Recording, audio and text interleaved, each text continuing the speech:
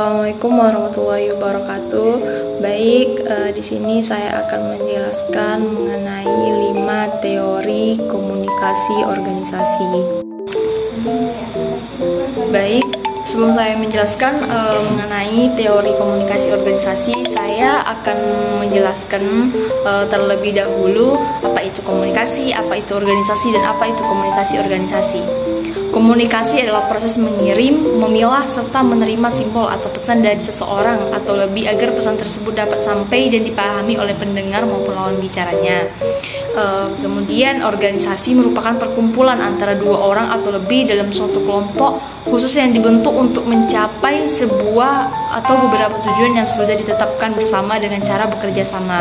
Nah, jadi dari situ dapat kita simpulkan bahwa komunikasi organisasi merupakan sebuah proses yang terjadi dalam suatu organisasi berupa penyampaian, penerimaan, serta pertukaran informasi dan pesan yang dilakukan untuk mencapai suatu tujuan tertentu yang sudah ditetapkan oleh bersama atau anggota serta pemimpin organisasinya.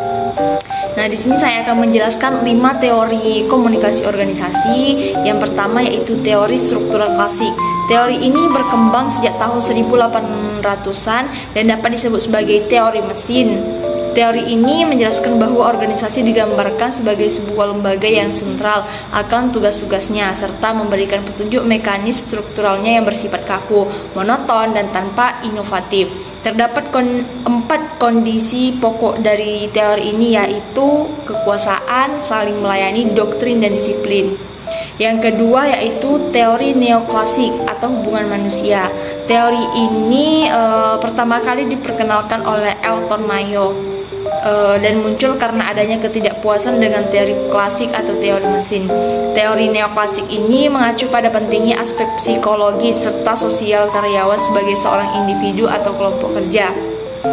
Kemudian teori ini telah difasihkan melalui percobaan yang dilakukan oleh Elton di pabrik Hawthorne pada tahun 1924. Nah, hasil dari percobaan tersebut memperoleh kesimpulan bahwa penting memperhatikan upah insentif serta kondisi kerja karyawan untuk meningkatkan produktivitas kerja. Yang ketiga yaitu teori sistem sosial. Teori ini menyatakan bahwa hubungan antara manusia memungkinkan suatu organisasi dapat bertahan lebih lama daripada orang-orang yang ada di dalamnya. Artinya, walaupun seseorang yang ada dalam suatu kelompok, anggota dari kelompok tersebut sudah meninggal, kelompok tersebut tetap hanya ada saja orang-orang yang ada di dalamnya, digantikan dengan anggota baru.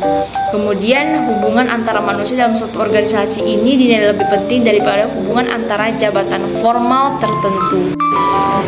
Yang keempat yaitu teori public relation. Teori ini menyatakan upaya yang dilakukan secara terencana dan berkesinambungan secara utuh atau menyeluruh oleh suatu organisasi. Upaya tersebut dilakukan untuk menciptakan serta memelihara niat baik untuk saling mengerti antara organisasi dan halayaknya. Yang kelima yaitu teori kepemimpinan. Teori ini disebutkan bahwa pemimpin suatu organisasi maupun kelompok merupakan sosok yang penting untuk membantu anggota memenuhi kebutuhan serta mencapai tujuan kelompok atau organisasi secara bersama-sama. Nah, dalam hal ini teori tersebut khususnya di ranah organisasi dapat dilihat melalui pendekatan objektif dan interpretif. Pada saat ini para kaum akademisi dan juga praktisi ilmu komunikasi yang dibahas dalam teori komunikasi kontemporer. Baik, cukup sekian yang dapat saya jelaskan mengenai teori komunikasi organisasi. Sekian, wassalamualaikum warahmatullahi wabarakatuh.